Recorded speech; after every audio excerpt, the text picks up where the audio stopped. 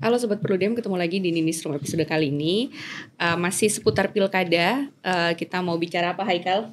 Kita bicara yang uang-uang hari ini. Uang-uang Soal uang-uang ya. Katanya uangnya melimpah kalau pilkada.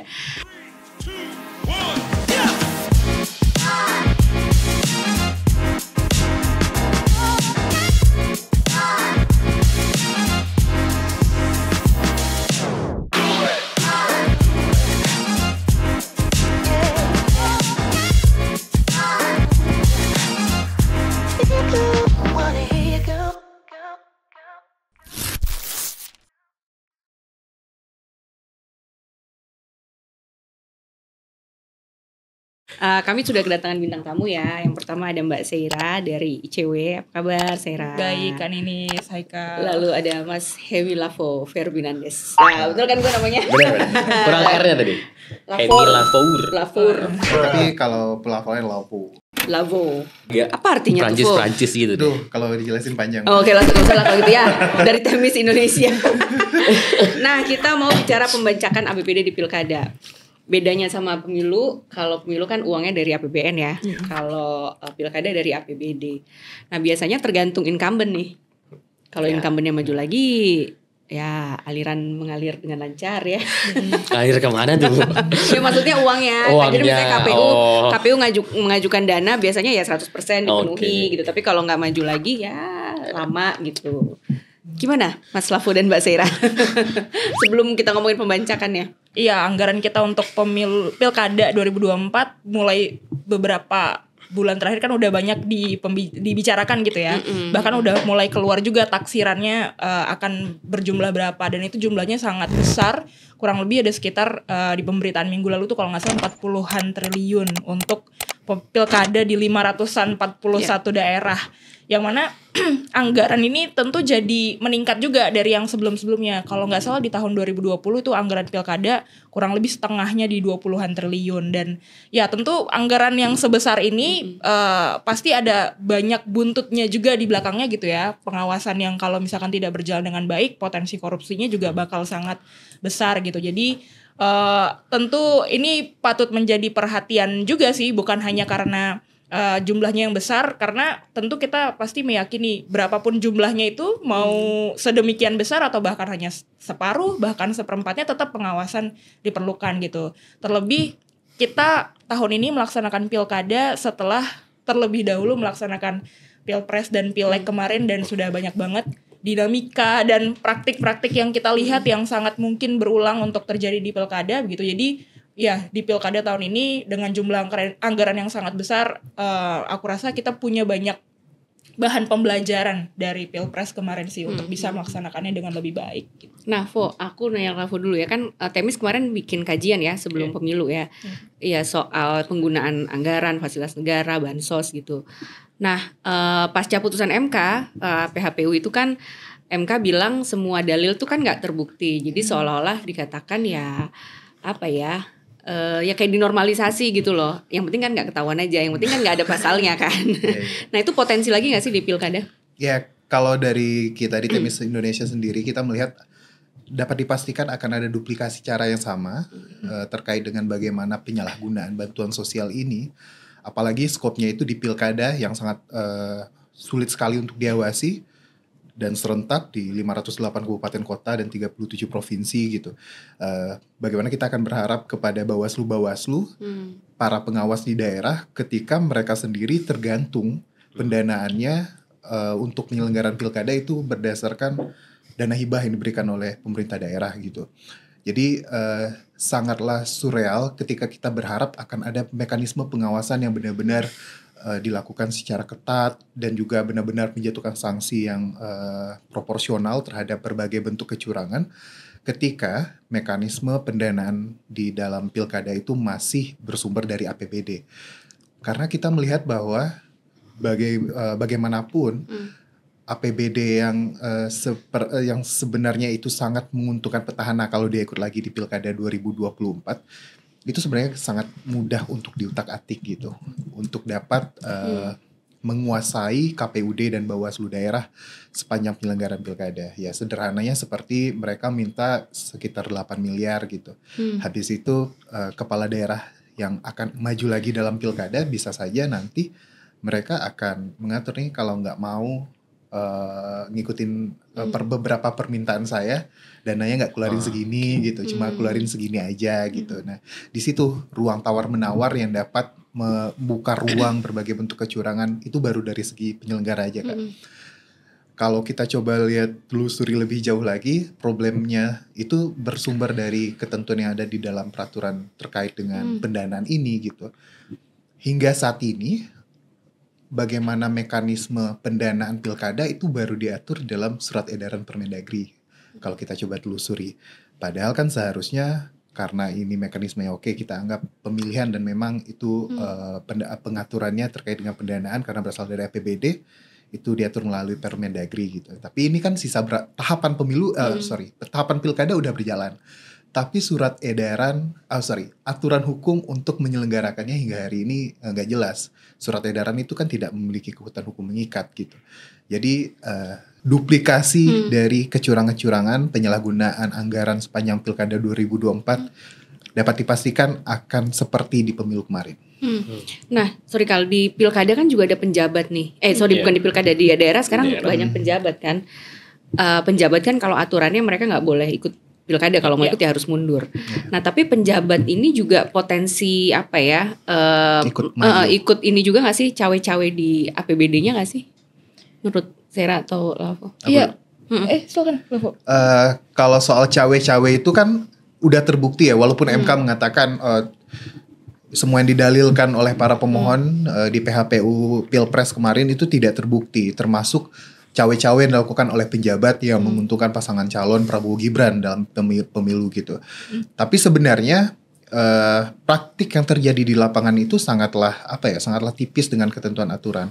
Contohnya di DKI Jakarta, penjabat Heru, dia membagikan bantuan sosial beberapa minggu sebelum hari pemungutan suara dengan menggunakan bungkus bansos itu berwarna yang identik dengan pasangan calon Prabowo Gibran gitu. Secara langsung mungkin memang tidak ada kata-kata kampanye, ajakan untuk memilih dan yang lainnya. Tetapi secara tidak langsung publik melihat bahwa yang membagikan bansos itu adalah si penjabat kepala daerah. Sehingga di dalam persepsi publik ya ini artinya adalah bantuan yang diberikan oleh pemerintah yang adalah Jokowi, presidennya, dan akan berkorelasi dengan anaknya yang sedang bertarung di Pilpres gitu kan. Tadi Sarah gimana? Ya, serupa dengan apa yang disampaikan dengan Lavo gitu ya.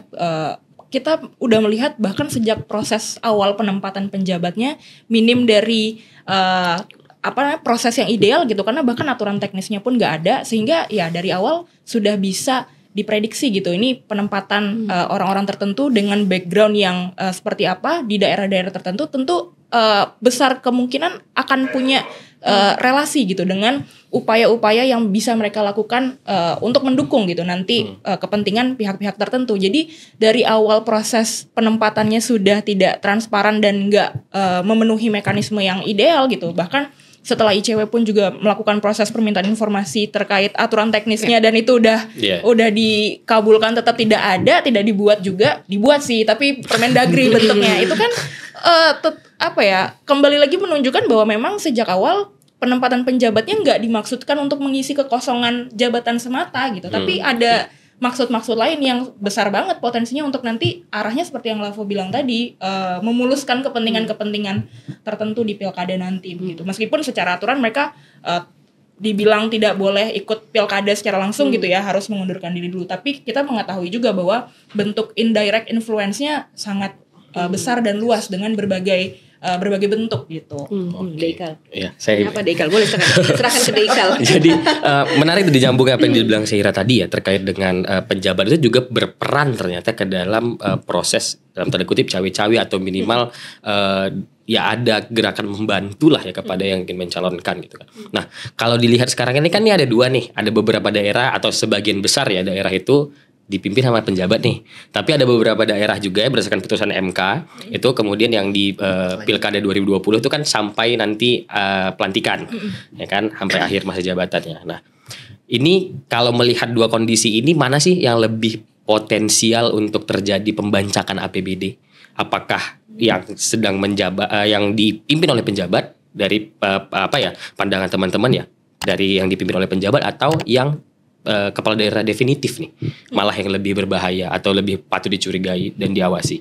Iya, kalau menurut aku baik dari segi besaran potensi itu bisa dibilang sama besar. Karena bahkan meskipun ada perbedaan status atau jabatan baik dari kepala daerah dan juga penjabat, kalau misalnya kita lihat dari segi kewenangannya ternyata tipis-tipis aja gitu perbedaannya. Sehingga kalau misalkan beberapa kewenangan yang krusial bisa dilakukan oleh kepala daerah, nyata-nyatanya bisa juga dilakukan oleh penjabat gitu. Sehingga potensi untuk kedua-duanya melakukan pembancakan terhadap APBD, apalagi tadi Lavo juga udah sempat kasih contoh bahwa bisa ada potensi tawar-menawar dan tarik-menarik gitu ya di APBD. Menurut saya sih itu bisa terjadi di dua-duanya dan potensinya sangat besar gitu ya. Nah, ini makanya diperlukan juga nih pengawasannya. Khawatirnya kalau misalkan kita hanya melihat resiko tingginya hanya ada di satu klaster aja, misalkan di penjabat saja atau di kepala daerah definitif saja, rasanya kita akan melewatkan potensi yang di sektor lainnya gitu. Sedangkan dua-duanya sama-sama kewenangannya sama-sama besar dan sama-sama punya potensi mencengkram APBD kita gitu di pelaksanaan pilkada nanti gitu. Iya, mungkin nyambung Syira tadi ya. Sebenarnya yang perlu kita lihat itu bukan apakah dia seorang penjabat atau dia seorang kepala daerah yang mungkin incumbent atau udah berakhir masa jabatannya di 2024. Tapi yang kita perlu perhatikan adalah bagaimana mekanisme penganggaran untuk pelaksanaan Pilkada 2024. Karena kan semuanya itu bersumber dari alokasi anggarannya ini gitu, sejauh apa, sebesar apa untuk APBD, sejauh apa untuk penyelenggaraan pilkada dan untuk beberapa perintilan lain yang seringkali itu ya jadi pork barrel-nya gitu, seperti bansos, lalu kemudian juga kebijakan-kebijakan tertentu. Jadi kalau kita bicara pork barrel itu kan nggak cuma terkait dengan bansos gitu kan, tapi juga terkait dengan kebijakan pembangunan jalan, tiba-tiba perbaikan ini, perbaikan itu untuk memperbaiki citra dari si kepala daerah yang kembali ikut dalam Pilkada 2024 sehingga citranya itu ikut terangkat gitu. Jadi sebenarnya yang kita perlu perhatikan itu menurutku adalah bagaimana sebenarnya proses penganggaran ini dapat dibuka kepada publik, lalu kemudian juga melihat apakah benar KPUD dan juga Bawaslu daerah itu sebenarnya selalu dicengkram dengan kepentingan-kepentingan dari kepala daerah ini ketika melakukan penyusunan anggaran atau untuk melakukan pengusulan anggaran gitu. Oke. Berarti ini semuanya punya potensi yang sama ya, Kak? Saya masuk ke pertanyaan selanjutnya nih. Mas, lanjutan dari itu, kalau menurut Syira dan Lavo nih ya, kira-kira 10 daerah deh atau beberapa daerah yang paling potensial atau harus paling diawasin nih. Kalau nggak salah kan kemarin kan Mas Lavo dan teman-teman Temis juga ada buat ya beberapa daerah yang punya itu ya pada saat rawan ya. Peta kecurangan pada saat launching peta kecurangan kan ada beberapa, kalau nggak salah 10 daerah ya yang rawan itu. 10 provinsi. 10 provinsi yang rawan. Nah, kalau di sini nanti di pilkada ini ya gimana nih kira-kira? Saya dulu. Ya, boleh silakan. Jadi kan kita di awal Januari 2024 bikin peta potensi kecurangan pemilu 2024 dan dapet 5 provinsi kayak DKI Jakarta, kayak Jawa Tengah, Sumut, Jawa Barat. Nah di pilkada sebenarnya gak usah 10 dekal, 2 aja yang sebenarnya paling patut untuk diawasi, Sumatera Utara dan juga Jawa Tengah. Jelas ada ya, siapa ada sih? siapa ya gitu Ada ya. siapa? Di Sumut ada menantu presiden. Di Jawa Tengah itu ada katanya anak presiden yang elektabilitasnya paling tinggi lah. Oke. Padahal belum cukup umur ya. Padahal belum cukup. Tapi Belum cukup menariknya umur ya, kan. Gue? Iya. Tapi kan udah dibantuin Oh juga. iya betul sih. Mau dibantuin lagi kan di MK. Tapi sebenarnya yang menarik itu adalah bagaimana reaksi Jokowi ketika ditanya, Pak, Gibran mau di DKI atau di Jawa Tengah? Kaisang. Kaisang Kalau mau Gibran kan udah jadi wahab. Udah jadi wahab, Iya. gimana saya, sih? karena perangainya itu dua-duanya sama aja kan. Jadi Perangainya loh. perangai tingkah lakunya Perangainya. sama aja. Nurunin umur lah ini gitu. Suka cuci KTP deh. Ganti Oh, umur ya. aku nggak ngomong loh. Dia itu cuci undang-undang.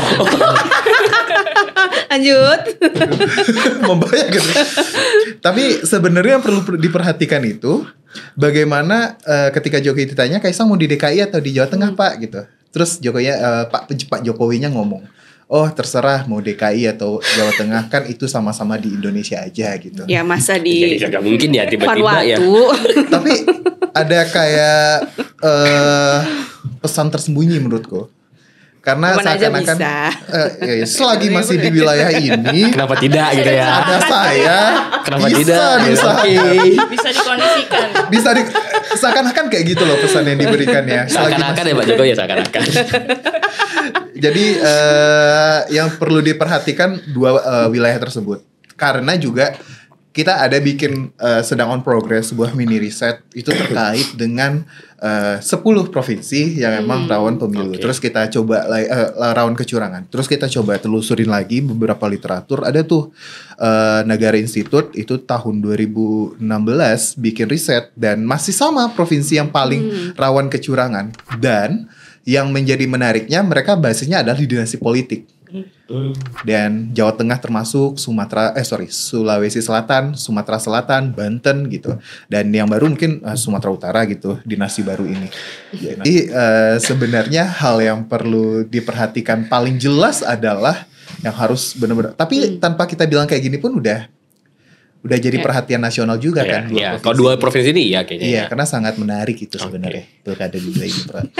Nah kalau menurut saya Ren, berdasarkan misalnya riset dari ICW, misalnya kan ICW juga ada riset kan, misalnya kasus korupsi di 2023, 2022 itu kan ada beberapa daerah yang kepala daerahnya terjaring OTT KPK misalnya atau kasus korupsi. Nah kira-kira berdasarkan itu bisa nggak kita petakan tuh daerah-daerah yang potensial? Kalau dari segi daerah mungkin udah sama Lavo ya tadi ya.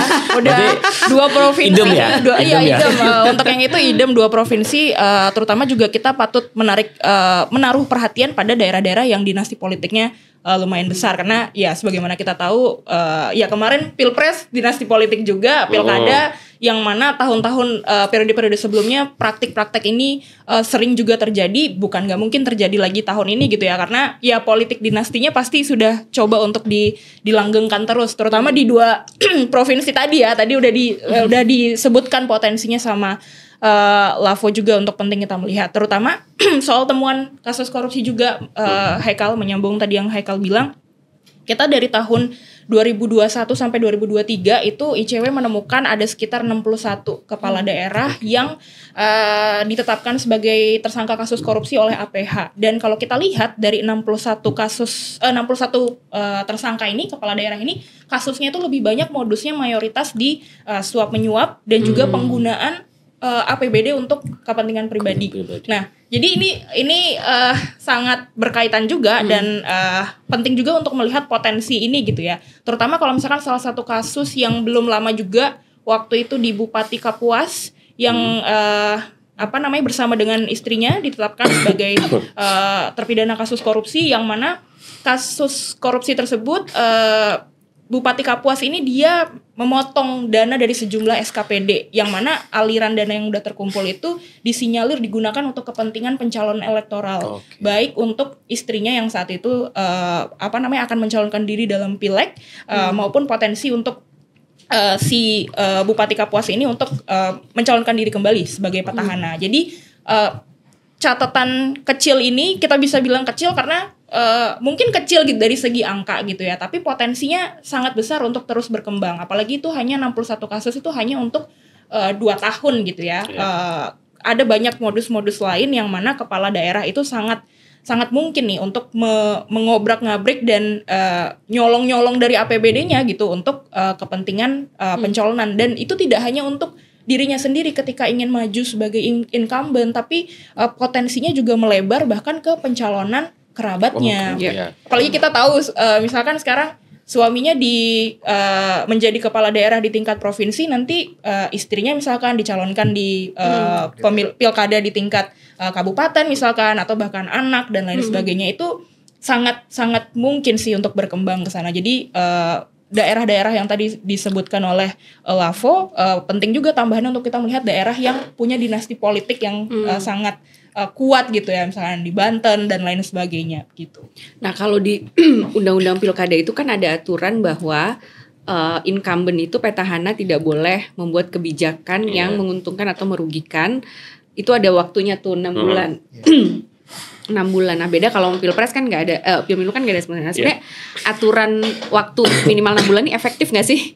Atau jangan-jangan ya itu udah Dari tahun lalu ya udah gitu. dari upaya pembancakannya ya nggak di 6 bulan ini, tapi udah dari tahun lalu. Efektif nggak sih? Udah ngatur? dikumpulin lah gitu kira-kira ya.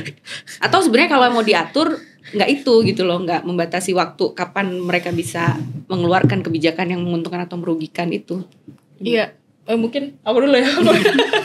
Ini agak susah juga pertanyaannya karena ya berkaitan dengan tingginya angka politisasi hibah, bansos yang sering kali terjadi. Memang diskursus dan wacana untuk memoratorium atau menghentikan sementara pemberian hibah dan bansos itu kalau nggak salah diskursusnya kan usulannya kurang lebih 1 tahun sebelumnya itu jangan ada lagi distribusi bansos, hibah dan lain sebagainya. Di satu sisi memang ini bisa kita bilang usulan yang dilematis juga gitu ya, karena di satu sisi misalkan ada kebutuhan untuk penyaluran itu tetap dibutuhkan, tapi masalahnya kita tidak bisa berpangku tangan atau mengandalkan komitmen dan integritas dari pejabat publiknya gitu. Seharusnya mau hamin 6 bulan, hamin 1 tahun, selagi prosesnya berjalan sesuai mekanisme, sesuai regulasi, komitmen dan integritasnya ada, kita kan harusnya nggak perlu khawatir ada penyalahgunaan. Nah masalahnya kan umumnya tidak dimiliki tuh komitmen tersebut. Jadi balik lagi seperti bahasan yang tadi, rasa-rasanya proses pembancakan itu bahkan udah dimulai jauh dari sebelum, jauh dari hamin 1 tahun atau hamin 6 bulan. Bahkan proses penyusunan anggarannya sendiri kita ketahui udah dari tahun, misalkan untuk Pilkada 2024 sejak 2021-2022 udah mulai dibahas begitu kan ya, udah mulai didiskusikan ini harus alokasinya 40% dari anggaran tahun 2023 dan sisanya dari anggaran tahun 2024 gitu. Jadi rasanya kalau misalkan kita mau menyatakan bahwa menarik itu ke sebelum 6 bulan pelaksanaan pilkada, ada kesan bahwa kita mensimplifikasi permasalahan gitu, seolah-olah jika kita lakukan itu 1 tahun atau 2 tahun sebelumnya itu nggak akan punya pengaruh apa-apa gitu. Padahal nggak seperti itu gitu. Jadi memang ada banyak aspek juga ya. Atau mungkin jawaban barusan nggak sesungguhnya menjawab juga, karena kayaknya nggak ada yang benar-benar tahu apakah seharusnya kita mundurin sampai ke tahap mana gitu. Karena bahkan di tiap proses yang ada, proses menuju pilkada itu sendiri besar potensinya untuk dibajak gitu. Jadi hanya mengatur salah satu aspek rasanya kurang bisa optimal juga untuk meminimalisir potensi di aspek yang lain juga. Berarti kalau selama pejabat publiknya itu masih dalam tanda kutip bermasalah dan berkeinginan, mau kayak manapun kita tarik itu, kita moratorium ya pasti akan sama ya, akan digunakan dan akan berimplikasi dong gitu ya. Iya betul, dan iya itu pertimbangannya harus panjang sih, karena lagi-lagi di lapangan ada kebutuhan misalkan untuk penyaluran bansos dan hibah, gimana supaya itu bisa tetap teratasi gitu ya, tanpa harus ada potensi politisasi dan lain sebagainya gitu. Jangan sampai cuman kita mau menghindari potensi ini, justru jadi lagi-lagi masyarakat lagi yang dirugikan gitu. Yes. Sepakat sama Syaira. Jadi sebenarnya ketika kita saklek nih mikir, oke, kita batasin waktu pembagian, konteksnya bansos contohnya subjeknya, dibatasin, tidak boleh dari 1 tahun sebelum dan 1 tahun sesudah gitu kan. Artinya masyarakat akan ada waktu selama 2 tahun contohnya, itu mereka nggak dapat bantuan dari pemerintah gitu. Dan sebenarnya yang perlu kita perhatikan itu sebenarnya sederhananya kayak gini. Kenapa sih harus kepala daerah itu yang membagikan bansos secara langsung gitu? Kenapa bukan dinas terkait atau kementerian terkait atau kepala desa aja deh yang bagiin bansosnya? Dan kenapa harus dia sendiri yang turun membagikan, memasang citra diri di mana-mana? Padahal waktu itu misalnya akan masuk ke tahapan pemilihan kepala daerah gitu. Dan itu seringkali terjadi, frekuensi pembagian bantuan sosial yang dilakukan secara langsung oleh kepala daerah itu sangat tinggi sekali menjelang pilkada. Jangankan kepala daerah, presiden aja makin sering bagi bansos. Padahal presiden ya? Presiden gitu, ngapain turun secara langsung. Dan hal yang aku tadi coba nyari-nyari lagi, memastikan lagi gitu. Kalau konteksnya bansos, tapi kalau bansosnya hilang gimana ya gitu. Aku jadi membaca beberapa berita gitu. Bagaimana sering kali katanya bantuan sosial itu hilang di rumah dinas Bobi Nasution. Wali Hilang? Kota Medan. Iya Mbak. Hilang kenapa? Dicuri. Berani gitu nyuri di rumah dinas. Jadi Wali kota, mantu presiden. Wali kota mantu presiden lagi. Bukan mantu presiden. Oh, iya, gitu. Jadi iya. kayak, wah, Oh iya. Perangkap. Mantu presiden nggak pakai rumah dinas, Bu. kan takut ya suzon Mbak. Kalau kita misalnya kok bisa hilang, oke lah. Katanya yang hilang itu 10 sampai 20 paket bansos katanya. Per hari. Tapi kan kalau katanya itu sering kali hilang di rumah dinas, barang pribadi nggak hilang nih. Yang hilang cuma bantuan sosial katanya. Itu berharga berarti, Vo. Nah itu kan Berharga, Vo. barang-barang yang lain Kan di ya, rumah dinas. laptop apa gitu kan. Iya, padahal ada TV contohnya. Security-nya ngapain ya kayak gitu bisa hilang ya? Kalau dia apa kan Satpol PP yang jaga rumah wali Rumah kota, dinas itu rumah ya? dinas itu. Jadi yang perlu ditanyain itu sebenarnya kok bisa sering kali yang hilang itu Hilang, adalah bansos, bansos gitu. gitu. Seberharga itukah bansos? Enggak, tapi bansos tuh ditaruh di rumah. Nah, Iya juga lagi ya. pertanyaannya. Di rumah ya? Oh iya, bro.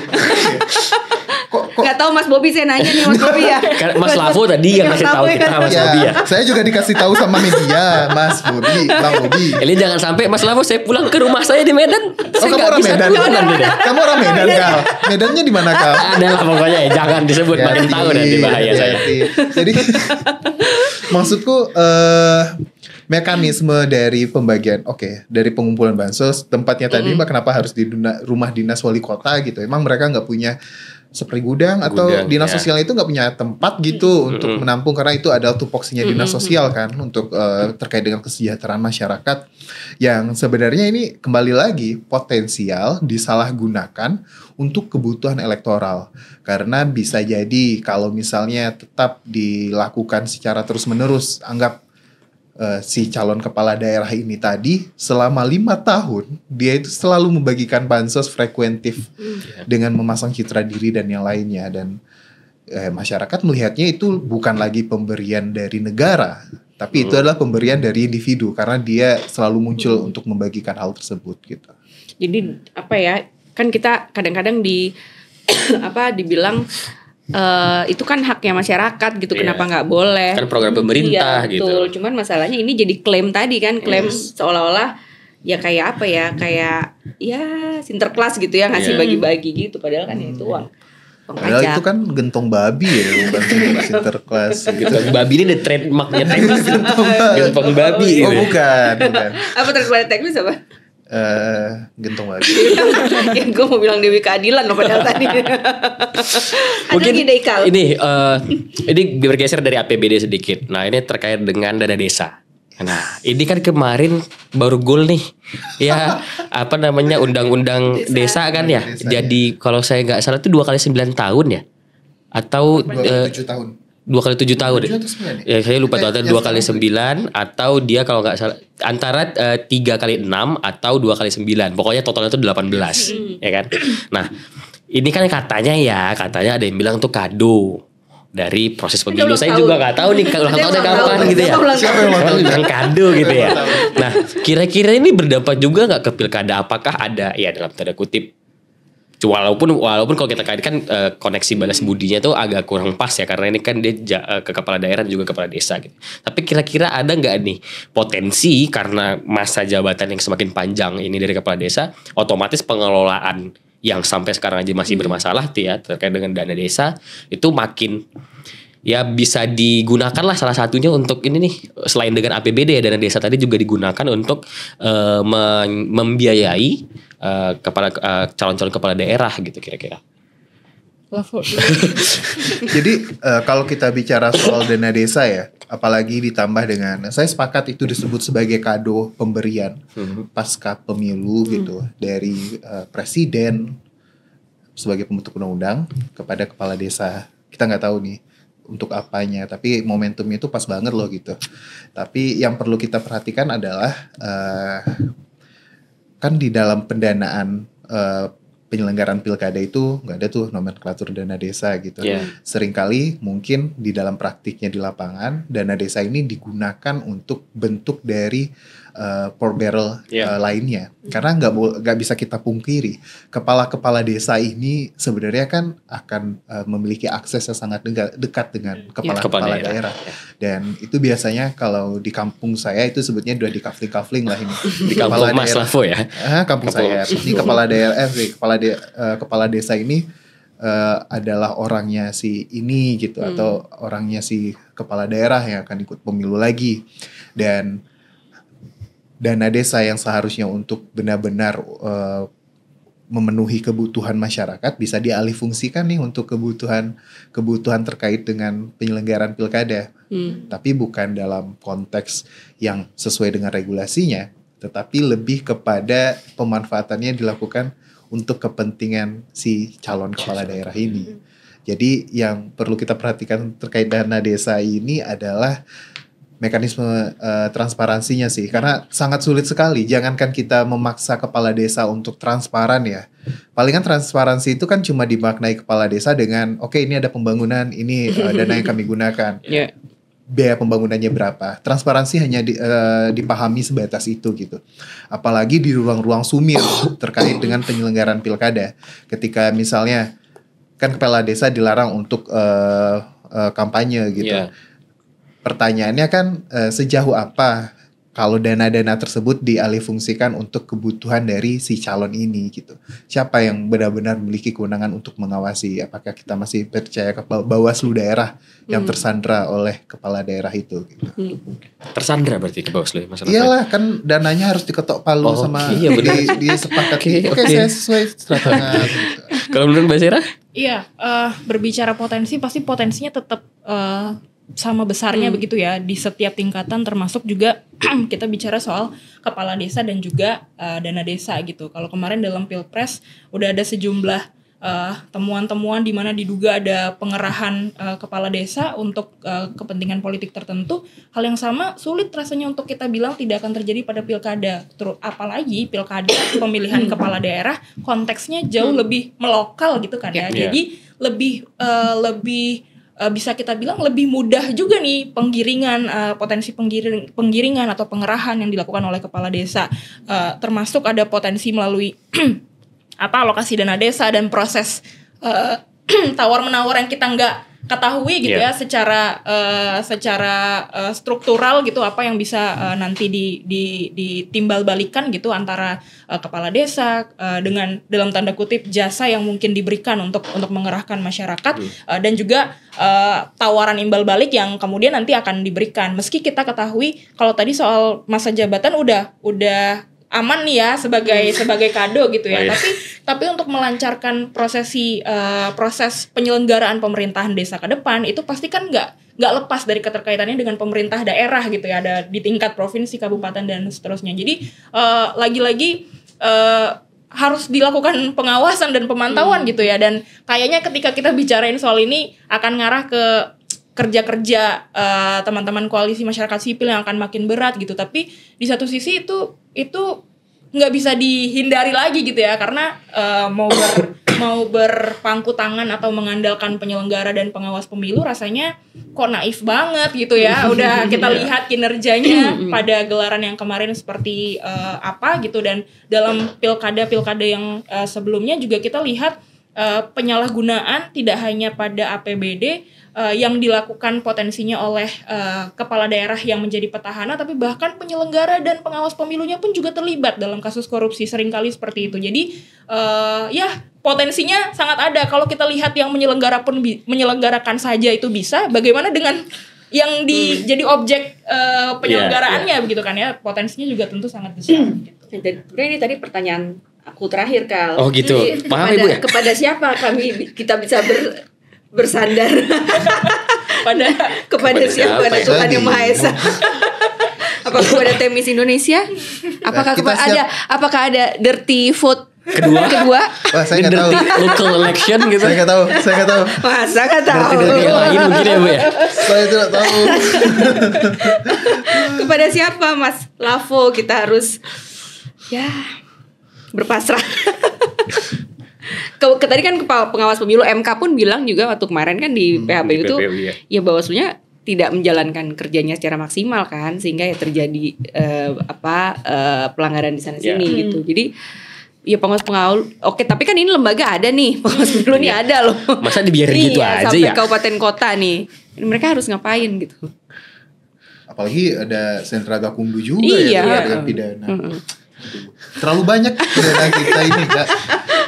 Dana pajak uang kita uang negara dipakai buat penyelenggaraan pemilu yang kita yakin udah curang gitu. Ya Mas Lavo waktu pemilu kemarin sering ya kan ngelapor ke sentra gakumdu kan ya? Bukan, ke Bawaslu ya? Ke Bawaslu ya. Ke Bawaslu sentra ya. gakumdunya. Beberapa itu terkait dengan dugaan pidananya. Dan ini cerita pengalaman kita di Temis Indonesia juga.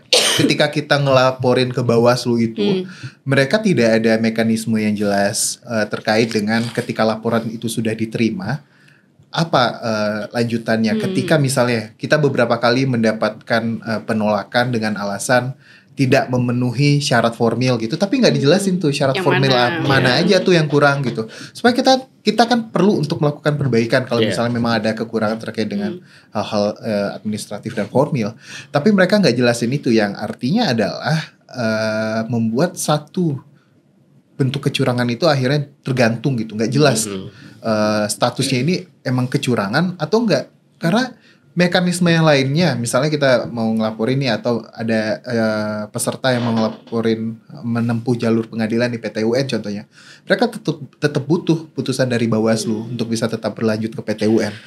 Tapi kalau misalnya Bawaslu-nya sendiri tidak memperjelas mekanisme dan tidak memberikan keputusan yang tegas, ya kita nggak bisa berharap ke siapa-siapa lagi. Ketika misalnya masyarakat sipil membangun sebuah inisiatif bersama, mari kita lakukan pengawasan terhadap pilkada gitu contohnya. Tetapi yang bisa dilakukan, yang kita memiliki kemampuannya bentuk edukasi, lalu kemudian membentuk pengawasan-pengawasan di beberapa provinsi yang memang potensial seperti Sumut dan Jawa Tengah. Yang ya itu sebatas kemampuan kelompok masyarakat sipil. Yang kita butuhkan adalah bagaimana masyarakat memang mau berpartisipasi untuk melakukan pengawasan. Ya susah juga kita berharap kepada masyarakat yang lebih luas kalau misalnya ya udah ada bansos lah, money politics lah dan yang lainnya. Jadi kalau menurutku ya kita bersandar kepada Tuhan dan juga diri sendiri aja gitu. Pasrah banget ya kayaknya ya. Nggak, ini optimisme. Iya. Optimisme ya. Kalau misalnya kita bergantung kepada orang lain kan itu kita jangan bergantung pada manusia kan. Jangan bergantung pada manusia. Bergantung kepada penciptanya. Pada pencipta gitu. Ada siapa sih? Terlalu banyak komedi.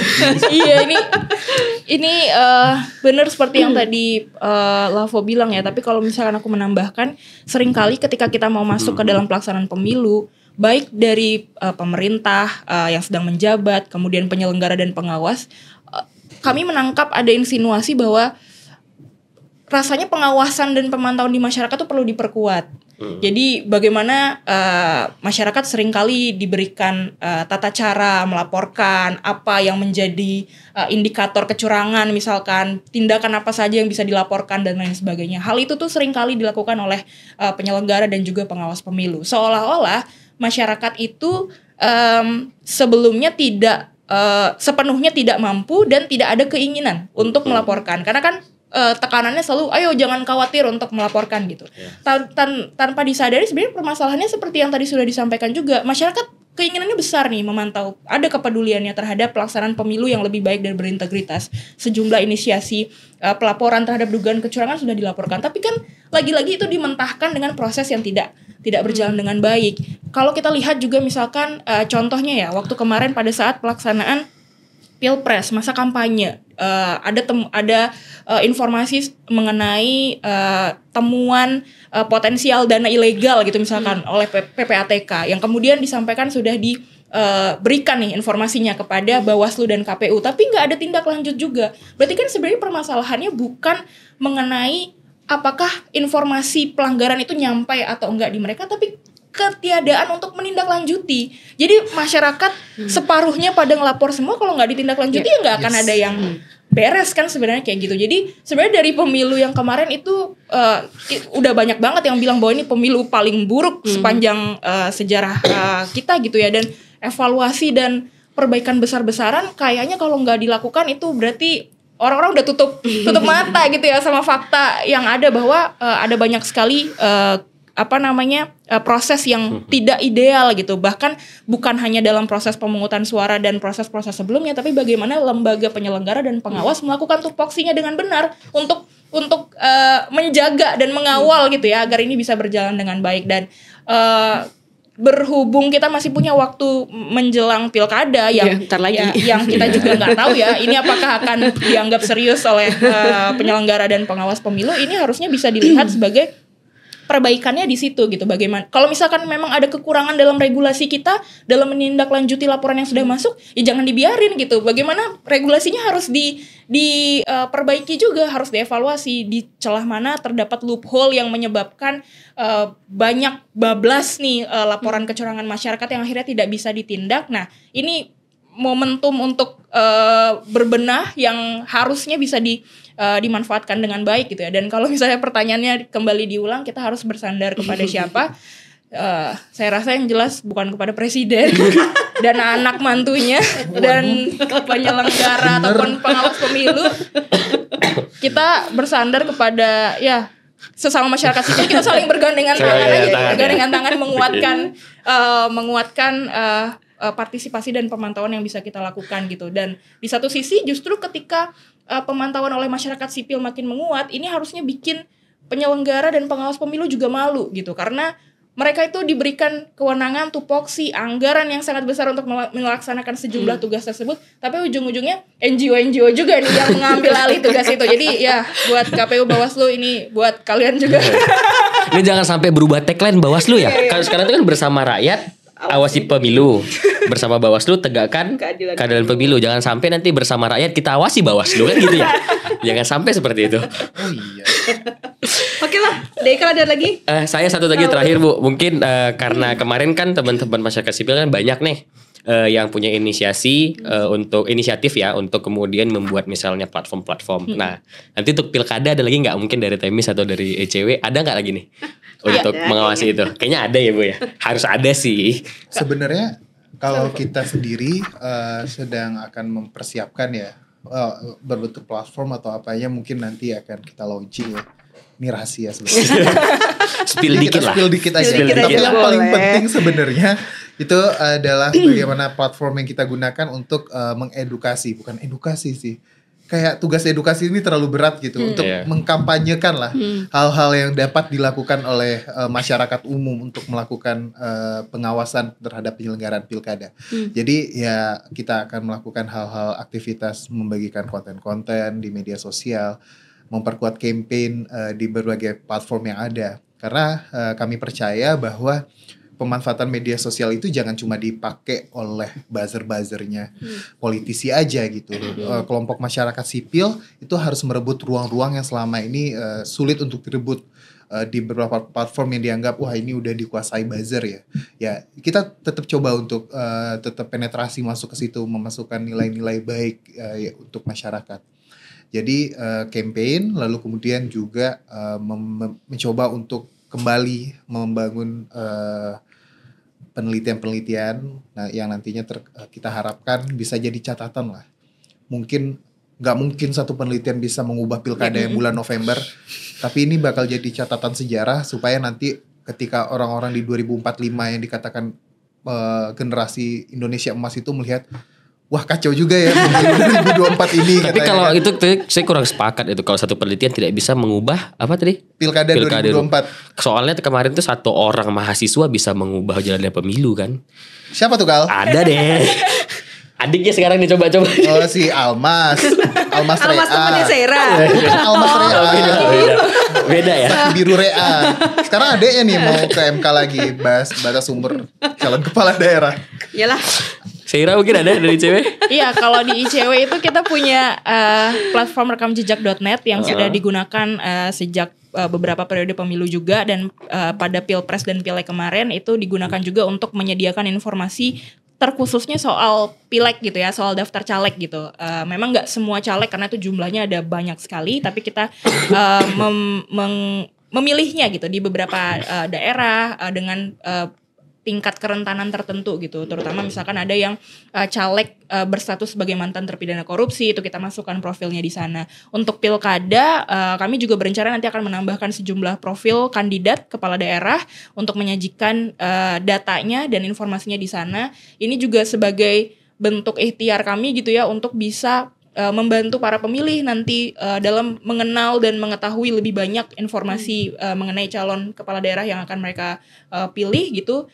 Meskipun belum kita tentukan nanti akan di daerah mana saja, dan bahkan nanti akan sangat mungkin kolaborasinya justru dilakukan dengan teman-teman di daerah yang lebih mengetahui konteks lokal dari profil masing-masing kepala daerah, calon kepala daerah tersebut untuk nanti dimasukkan gitu. Karena lagi-lagi kalau kemarin pada saat pileg juga kan daftar riwayat hidup atau informasi mengenai profil kandidat itu sangat terbatas gitu ya. Padahal itu gimana kita mau milihnya kalau kita bahkan nggak tahu rekam jejak yang bersangkutan seperti apa. Jadi kita harapkan nanti rekamjejak.net bisa bantu support hal tersebut buat calon pemilih di pilkada.